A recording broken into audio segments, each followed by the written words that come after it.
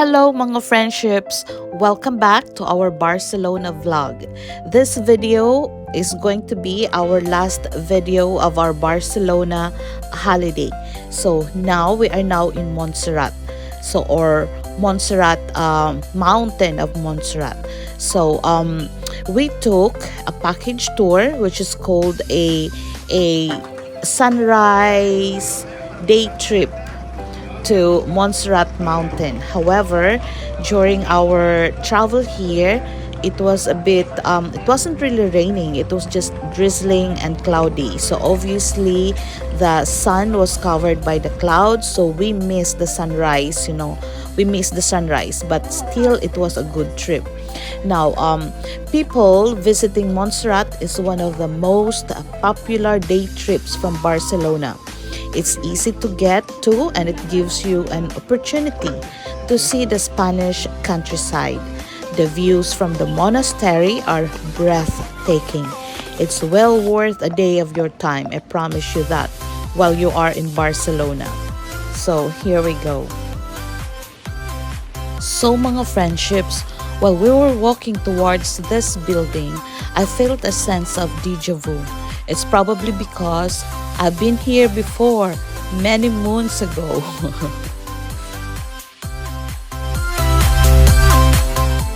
And before we start the proper walking and climbing, we have to have breakfast again. This is actually our second breakfast already of the day. And this is what happened if you are traveling with kids. So here we go.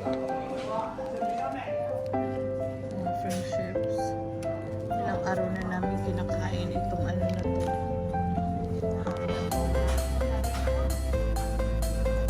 And limonada.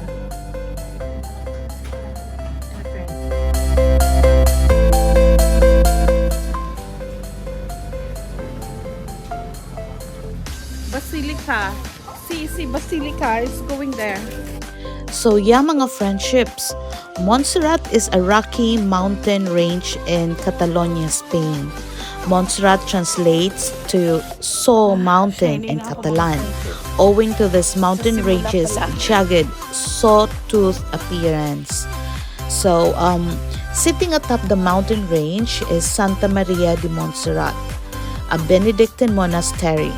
So this is where we are walking towards to. Located inside the monastery is the statue of the Virgin of Montserrat, one of the few black Madonnas of Europe.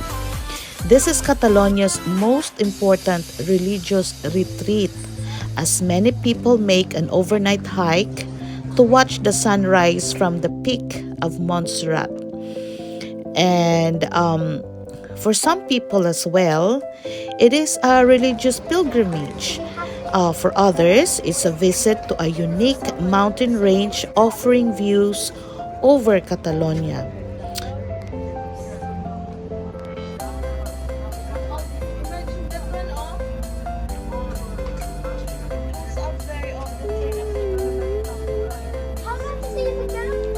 So mga friendships, to get to the top, to like where we are at right now, you can be whisked by a scenic cable car ride, or you can take a short hike through the mountain peaks and take a funicular higher up onto the mountain for even better views.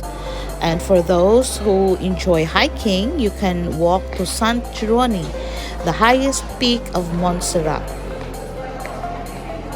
So now mga friendships, we are now at the atrium of the Basilica. It is an open-roofed courtyard area that sits directly in front of the basilica. 5 arches lead you to the main area. If you look out for the iron sculpture of Saint Benedict by the sculptor Enrique Monjo, it is situated at the entrance to the part of the monastery where the monks live, an area that you are not allowed to enter actually. So the atrium itself is known as the Atrium of Abbot Algerich.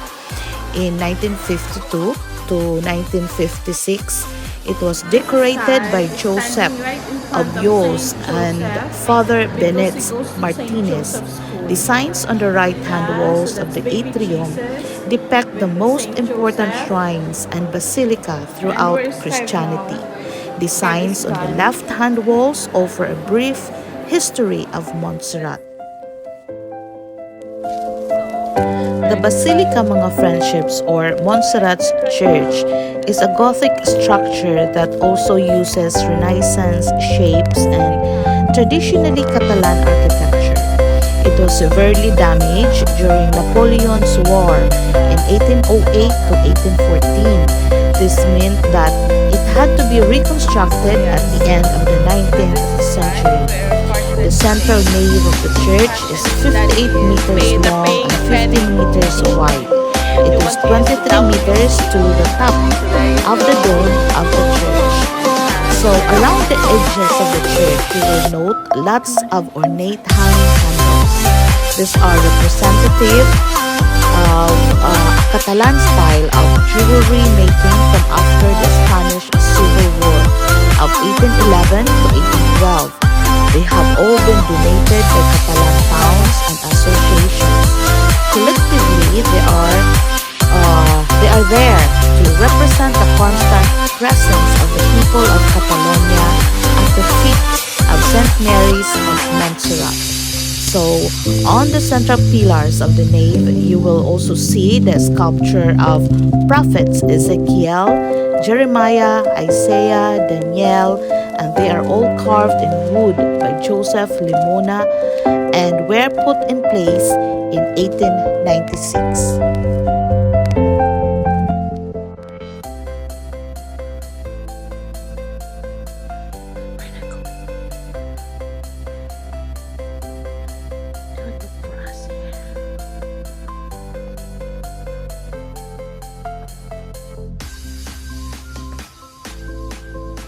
And also mga friendships, all around the edge of Basilica, you will also see chapels. So these are the chapels in the Basilica. There is the Chapel of Saint Scholastica. It contains sculptures by Enrique Calaraso and Agapit William Tanjana. The Chapel of the Most Holy One contains a large stained glass window. This window separates the chapel from the nave. The third chapel contains a painting of Joseph Kosach of Exodus of Egypt. The next chapel is the Chapel of the Holy Christ. There is an image of Christ on the cross that was created by Joseph Limona. The Chapel of the Immaculate Conception was opened in 1910. The style of the chapel reflects the architect Joseph M. Pericas' admiration of Antoni Gaudí, making it a good example of Catalan architecture. And the Black Madonna mga friendships. Of course, the famous Black Madonna sculpture sits at the back of the church, above the altar area. It is framed in an ornate window, and you can see her if you are sitting in the church pose.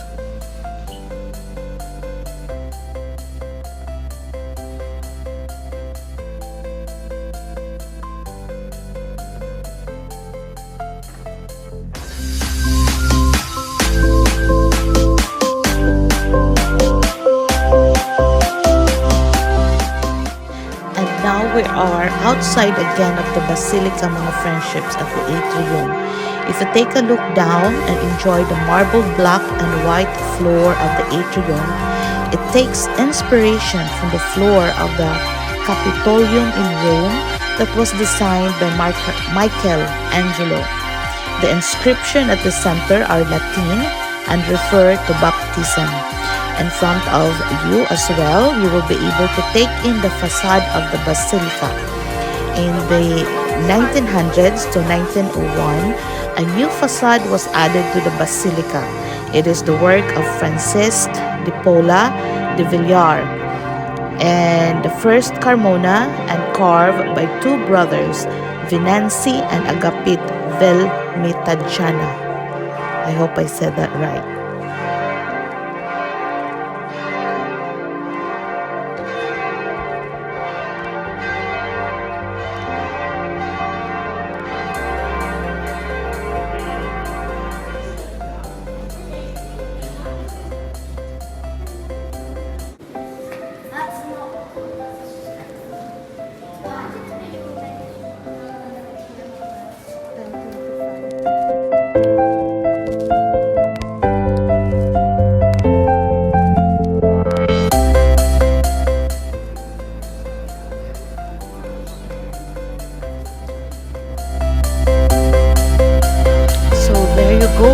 friendships.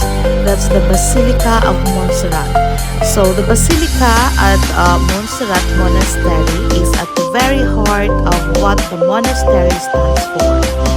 If you are at Montserrat for a religious pilgrimage, you will be moved by the spirituality of the place and will get the opportunity to see the Black Madonna. If you are hoping to hear the choir sing, you will get the opportunity to see them perform in the Basilica. But unfortunately, we missed that one because we usually perform in the afternoon, and then but because our trip was a sunrise trip, so we have to go back to the city after lunch. So around 2 o'clock we were already going down the mountain, and apparently the choir sings late in the afternoon, about 4 maybe 5 o'clock. So yeah, so if you are interested, if you're going to the Basilica to hear the choir sing, so you should make a mental note or go there in the afternoon. Yes, that's when you're going to catch the choir singing. So if you are interested in the history and architecture of Montserrat, a trip to the Basilica is essential to your complete experience. So yes, if you're already in Barcelona and you want to see the Black Madonna in the Basilica of Montserrat, so yes, I really highly recommend to have a trip to the mountain of Montserrat.